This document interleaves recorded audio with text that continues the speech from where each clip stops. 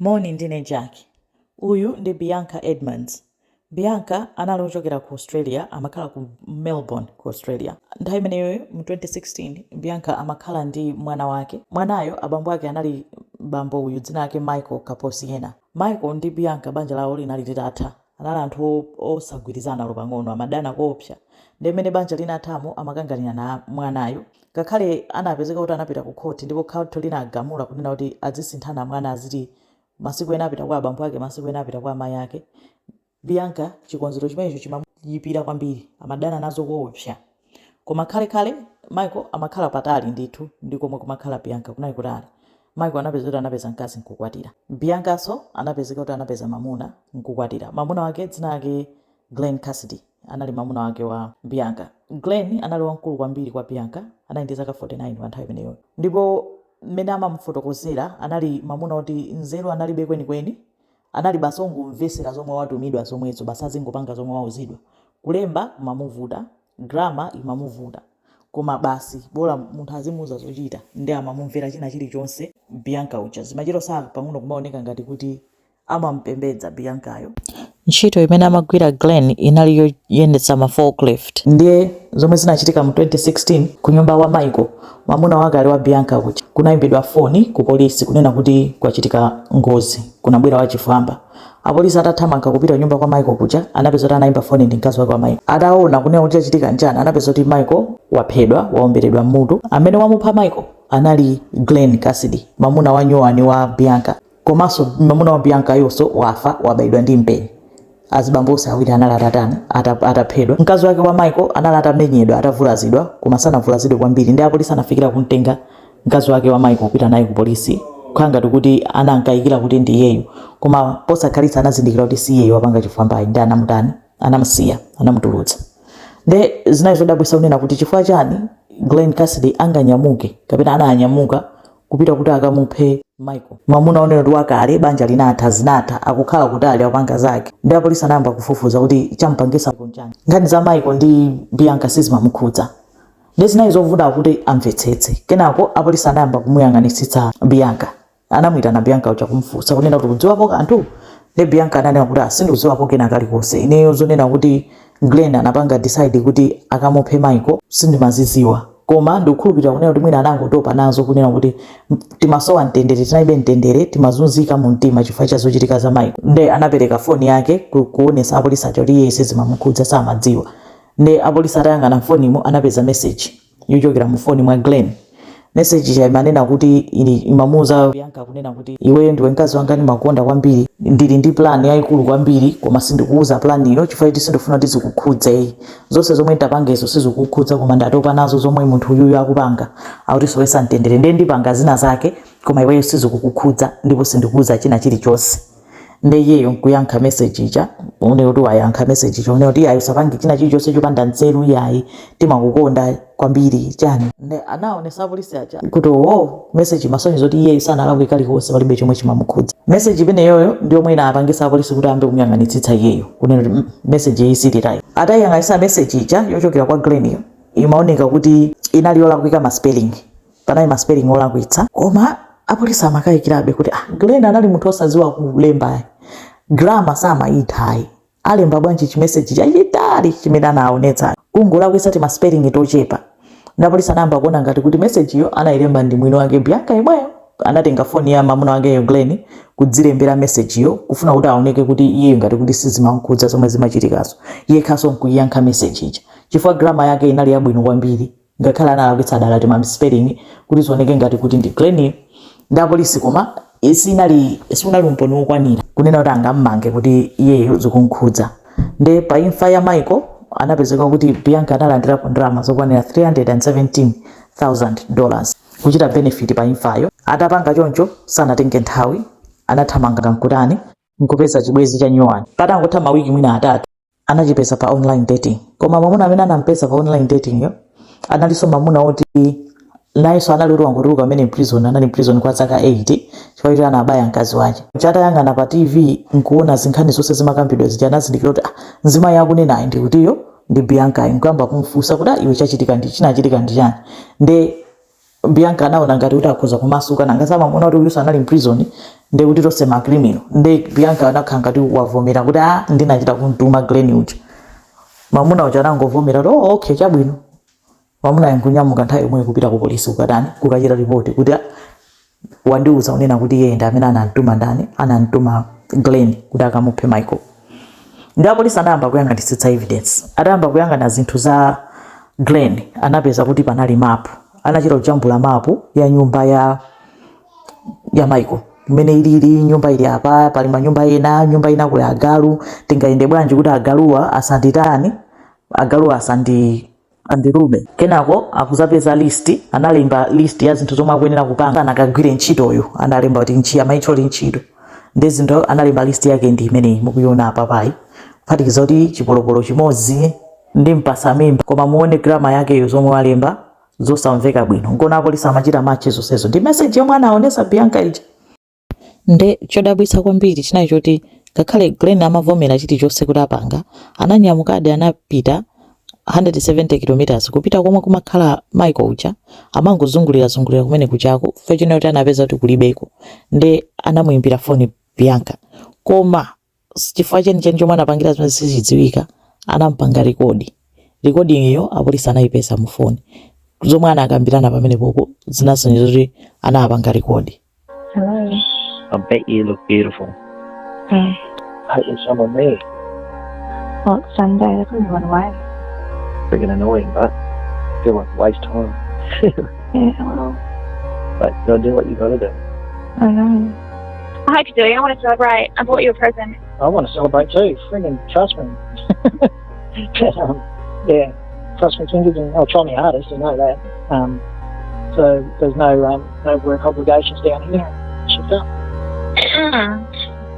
Just don't get all funny after the job. No. Yeah, don't hurt yourself. No. I mean, I know it's a pretty mental job that you're doing, but physically and mentally and all that, don't hurt yourself. No, I'm actually going to take the car tonight. Starting to hurt you? No, the people are starting to look at it too much. Even another boy followed me around for a while. I don't know who he was, but... Yeah. Do what you need to do. Yeah. Fresh you makes a calm me. I know, but I had weird feelings last night. Like, I felt anxious, knowing that you haven't been sleeping too. This last night did not feel right from the start, so probably lucky. Oh, well, we'll just get it done then. That way we don't have to worry about it. I am completely over this job. Well, just finish it. I'm trying. And then concentrate on the next, you finish this job and move on. Let the future be better. Yeah. We need less stress in our life, and I'm not looking forward to having to go to legal aid and get it all. Yeah, we still have to do all that. I know, but I'm sick of it. I don't want to have to, the rest of my life is going to be like that. Yeah, no worries. And can we have sex tomorrow night? I don't know, it depends if we're celebrating or not. Oh, I love you. Enjoy your job. Yeah, I love you. Concentrate. I love you. Concentrate, don't stuff up, pay attention. Yeah, I will. I love you. I know. So everything okay? I'm really disappointed. I was hoping you got work. Yeah, me too. I'm sorry. I know. Alright, I'll talk to you later on. Okay. Love you. Alright, drive carefully, please. I will. I love you. I love you. Kumvesera zomwe anachita record Glen izo. Job yomwe akuti job ndekupha munthu uko. Job yake yokumupa Michael yo ndi yomwe akukhala ngati kuti awumoza kuti achita celebrate akamaliza ntchitoyo. And chilichonse Glen wakusonyeza kuti amakonda kwambiri amayiwo I love you koma ayo sambwezeranso kuti I love you too. Basi zokha zongompusha kuti amuphe munthuyo. Ndi apolisi atapeza zonsezi anamutenga Bianca kukamuchita question. My question, did you type that text message? No, I did not type that message. So you deny that you sent that text message from Glenn's phone? Okay. I did not type it. Okay, I'm just asking you that you can either agree with it or disagree with it. I did not type it. I did not type it. Okay, that's all I'm asking you. And you can respond how you choose, or not at all. And I know you spelled his name wrong. So you deny sending that text message? Yes. You say that you've never purchased a firearm? I've never bought a firearm. Okay. You've never shown anybody a firearm in the lead up to this? No. Okay. Have you ever asked anyone to kill Michael for you? No. Okay. You sure about that? Yes. Okay. It's just absurd. Well, again, it's just a question for you. It's a question for you. You can either accept it or reject it. It's as simple as that. That's all this process is about. Okay? Maybe he got pushed to his limits. Everything with his girls and his ex and Michael and work and his mum being sick and him being sick. Apolisi sana mmange Bianca ife yunoti analaka dalibe umboni okwanira. Kenako kunabwera munthu wina kuzanena kuti Bianca anampemphapo nthawi yake kuti apite akamuphe Michael, koma iye anangomutukwana kuyankha kwake namutenganso kumpanganso question kachiwiri. You drafted that text message? I did not write that. Fine. I didn't. That's fine. But if that's something that I did not write that message. We spoke about the map. Yes, and I had not seen that map before you showed me that day. Your fingerprints been found on that map? Well, I thought paper. It's probably from anywhere in the house. Okay. A single sheet of paper? We have paper, loose paper everywhere. The kids draw on them. Loose papers everywhere. Okay. I did not see that map before you showed me. Okay. Your DNA is on the gun? Yeah, but you told me it could be any reason because it's on Glenn. I've also taken a statement from a man that you previously lived with. Yes. And he tells us a story of a conversation he has with you after you were released. My sister was there all day. That's right.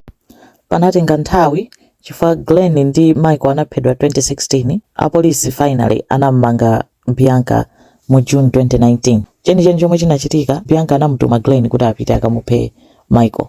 Auti amamunyoza amakhale akumutonza kuti mamuna opanda pake, mamuna iwe ndikawadi chisiru, mamuna osatha osamala banja lake, fachano kumulekerera munthu ngati Michael kuti azitisoyesa mtendere chifukwa cha nkhani yoti amafuna azimuona mwana wake.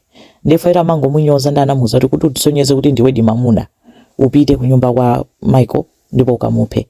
Anachita kumugulira mfuti yomwe anamomberera ija zipolopolo, komanso mapu amene analemba aja analemba ndi Bianca imweyo chifukwa polisi anapeza ma fingerprint ndi DNA yake. Pamfutiso wa polisi anapeza ma fingerprint ndi DNA yake. Ananyamuka kupita ulendo oseucha ku nyumba kwa Michael. Oyamba anampeza kuti kunalibe, anamuza kuti udikire. Anadikirira, atabwera, atanapita pa khomo kukagogoda. Ndi Michael anamuona panja kunena kuti kwabwera Glenn. Nda amadabota Glenn akuzafuna chani kunoko, mamuna wa mkazi wanga wakale, ex-wife. Nde ntuma zina ngomugwira, mkazi wake analipompo. Atima mungu tamanga upita straight ukatsekula chitseko, anatamanga ukatenga mpeni. Nkubisa mpeni uja, nkumayankhulana naye pangati pa khomo, asanatsekule chitseko. Glenn uja nkuti atsekula ni chitseko tipasane moni bwinobwino, atiye uja basi nkutsekula chitseko. Atangotsekula chitseko, Glenn anamukankhira nkati, nkutulusa mfuti ija. Koma Glenn asanawombere, fayoti Michael anali ndi mpeni, anangofikira kumbaya ndi mpeni uja ataona mfutiyo. Glenn uja ndikuwombera, ndi anakhala ngati avulazana. Michael anafera pompo, Glenn anabayidwa koma naye ndi moyobe, anayesera kuti anchira ataki mkazi wake wa Michael uja, koma sanathe kupita patali fayoti anavulala, anagwa, anapanga bleed out mpaka nakutani kumwalira. Nde evidence yomwe apolisi anapeza ndi imene yoyo pa Bianca, kunoti iye ndi anali mastermind, iye ndi amene anamtuma munthu kuti akamuphe Michael, koma sankaganiza kunena kuti zingatembenuke Glenn sokukapeza kuti waphedwa konko. Koma zitatero analibe nazo ntchito fa samankonda ayi Glenn, amangofuna kumugwisa ntchito. Ngona anangofikira kupeza chibwezi china. Ndi evidence yonse yomwe apolisi anayipeza plus ya grammar ija ananena kuti akunama message anadzilembera yekha kuti adzichotsemo kuti zinthu zikazayipa iye azanoti samaziziwa. Nde anapeza kuti anammanga. Mmodzi mwa mboni yomwe inayimirira against iyeyo mu court anali mayi yake amene. Mayi yake ananena kuti uyu atabwera ku nyumba kwanga anayankhula kuti nthawi yopuma yakwana munthu uja waphedwa. Anangokhumudwa kuti Glenn wakaphedwa, samayembekeza kuti Glenn akafa konko, koma anati ndalama ndidya, asangangoyankhula zosangalala zosonyeza kuti ndiyeyo ndiwapha. Ndipo mayi yake zinayipira kwambiri chifukwa chonena kuti panalibe chifukwa choti iye aphe bambo ana ake. Asanamulakwire china chilichonse. If anything amangofuna kukhala bambo oti adzisamala mwana wake. Nde nkhani imene ndi ya Bianca anampanga sentence to Mu 2022 Bianca anapangidwa sentence to 26 years in prison. Sankayenera omupha, samayenera opanga zonsezo, akanatha omangokhala bwinobwino ndi banja lake, uyonso ndi banja lake. Anthu ena anangobadwa oyipa miyoyo.